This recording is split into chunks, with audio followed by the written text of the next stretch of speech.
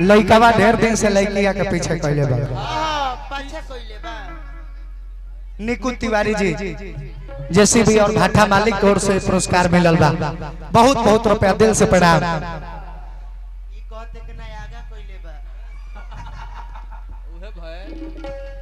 की गे छोरी कारे छोड़ का दर्द बता रहा आवाज में छोरी कतना मुठ बोलो तारू एगो उनको नचनिया बोलली हली ए राजा जी पोलियो के मारल बरी शराब पियल छोड़ दी पहले लांगा फीचा पर बुझाता कि 8 लइका के माई है का जाने कहियो ना हइबो ना करेले का। हम एगो बीच में गाना गौले रहनी कि सरफ देनी साबुन देनी तबो ना नहाले, कि सरफ देनी साबुन देनी तबो ना नहाले, में हर मिलल फुहरी आ भक भक बसाले में हर मिलल फुहरी आपन 10 12 गो माछी ओकरा संग गइलो से लपटाई आई अगुआ जे मिलत तला तेलती आईती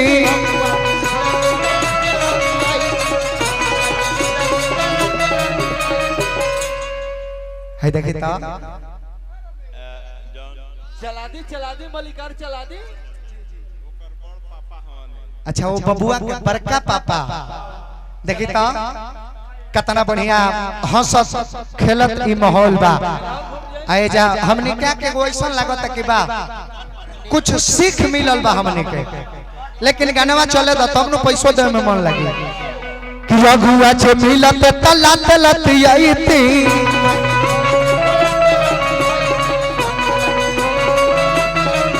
ए हा अब भर हिक मरतिया तब बतियाईती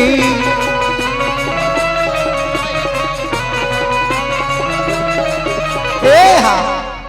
कि अगुआ जे मिलते त लाते लतियाईती अब भर हिक मरतिया तब बतियाईती। नहाए के कहीं तो हमारे पगार माले,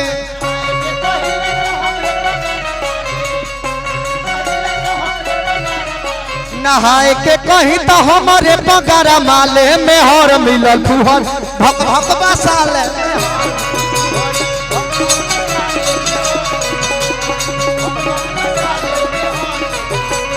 सरफ देनी साबुन देनी तबो ना नहाले, सरफ देनी साबुन देनी तबो ना नहाले में हर मिलल फुहर भक भक बसाले।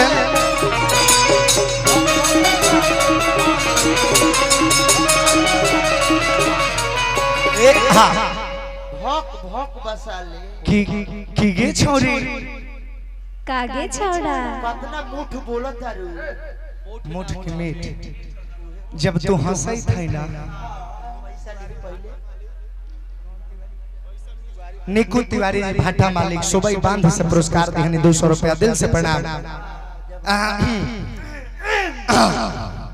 जब तू बोलै थे ना तो बड़ी पैसा मिलई थई तो हमार करेजवा झोलै थे रे। एगो बात कहियो कहना बड़ा जबान से बोलत रे रे जवान ली होई इतना रिस्पेक्ट कहिया आ गइल हमरा खातिर तोरा दिल में कहे के ई चाहता नहीं कि हम तारा पर दिल से मरे नहीं, तू हमरा के चाहे लोके ना ना ना चाहे लो तारा जैसन कएगो हमरा आगे पीछे घूमेला हां एगोरा फेन झुराइल बा हमरा ऐसन कोई जना पीछे घूमे। अरे घमंड नहीं, क्योंकि जहां अभिमान का बात आ जाएगा तो मैं अपने स्वाभिमान से पीछे नहीं हटूंगा। अरे इ तोहार सौभाग्य बा कि हमरो जैसन लड़का तहरा के चाहत ना तो हमरो पीछे 63 गो आगे पीछे डोलल चलेला लोग पता करी है। लेकिन हाँ ये दिल है कि मानता नहीं का करी गोर करिया दिलवा में जगह दे दो तो हम तारा सूरत पर ना कुछ ऐसन अदा बा जौना से मिजाज हमार के गद हो गइल बा। पैसा ले घूम हंसलू त लागेला कि सूरज उदय होता, कि हंसलू त लागेला कि सूरज उदय होता,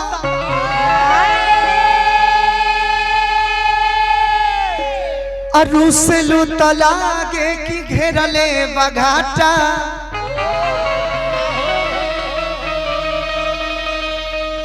अहोई जीवन मोकर धन करे जाहो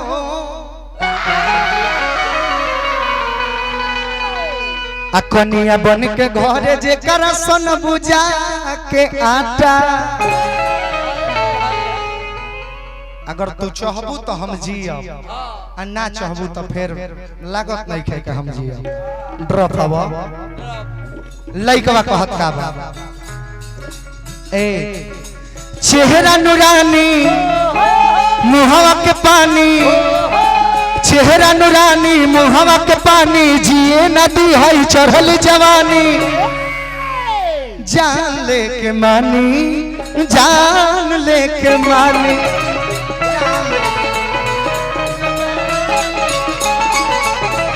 जान लेके मानी जान लेके मानी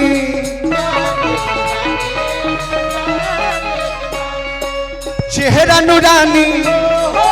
मुहवा के पानी चेहरा नुरानी मुहवा के पानी जिए नदी है चढ़ल जवानी जान लेके मानी जान लेके मानी जान लेके मानी जान लेके मानी अखिलेश तिवारी जी बरनई से पुरस्कार देंगे बोल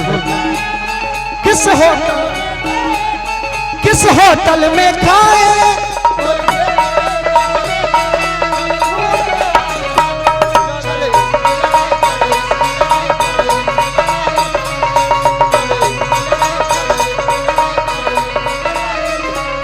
किस होटल किसको में खाए किस होटल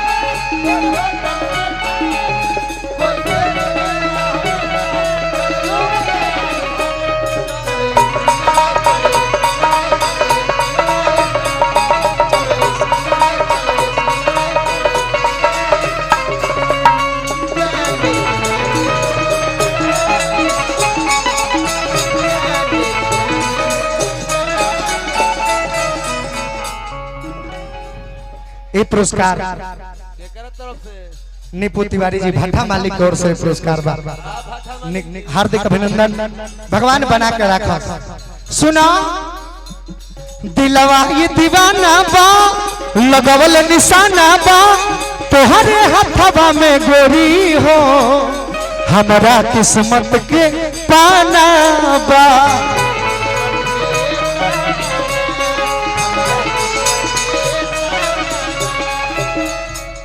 दिलवा ये दीवाना बा लगवल निशाना बा तोहरे हथवा में गोरी हो हमरा किस्मत के पाना बा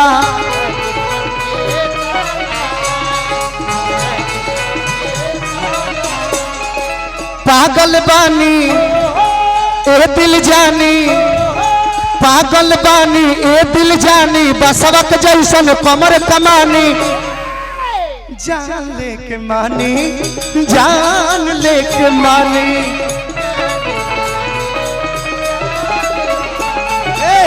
जान लेके मानी जान लेके मानी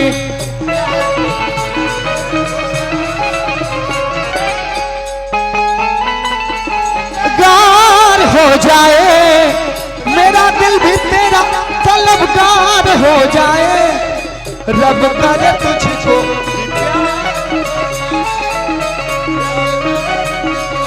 प्यार मेरा दिल भी तेरा तलबगार हो जाए मेरा दिल भी तेरा तलबगार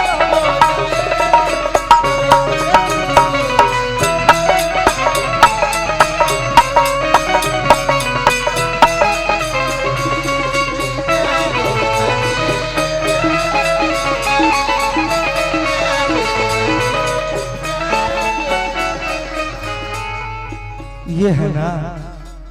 नचनिया के माने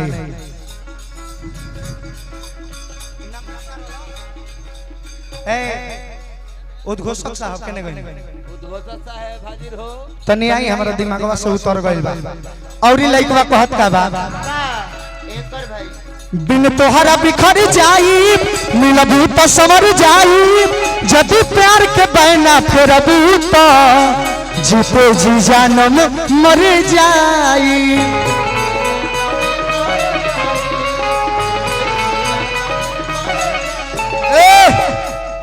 बिन तोहरा बिखर जाई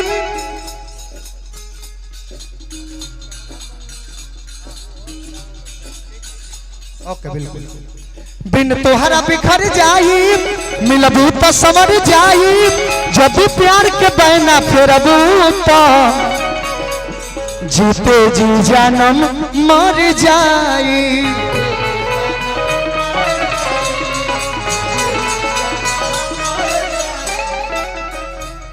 मन कैसे मानी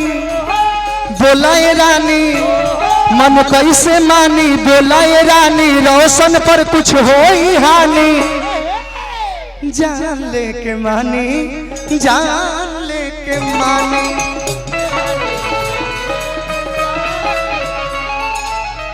जान लेके मानी जान लेके मानी निकू तिवारी भाटा मालिक और से फिर पुरस्कार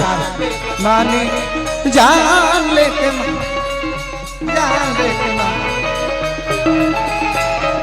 ए हाँ प्रभु मन कोई लिया हार बनमुआ जागी रे जाई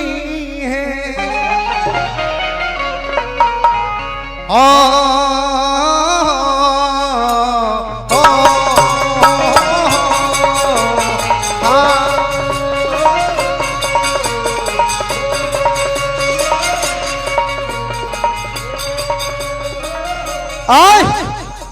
भोरे जनी बोलू रे कोयलिया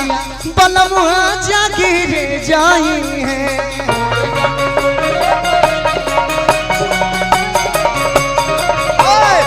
भोरे जनी बोलू रे कोयलिया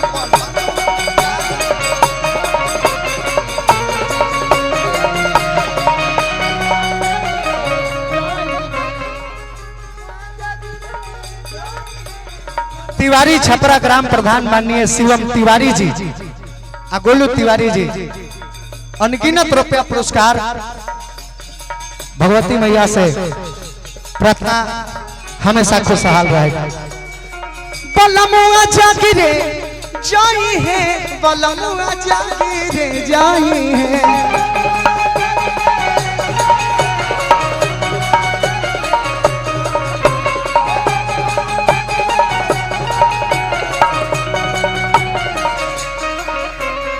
बलमुआ जागी रे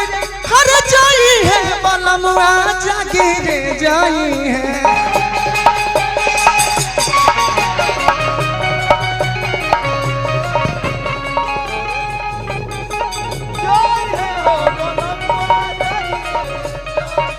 मुकेश सुगला जी जिला बस्ती से पुरस्कार दिहानी भोरे जनी बोलू रे कोयलिया बलमुआ जागी रे जाई है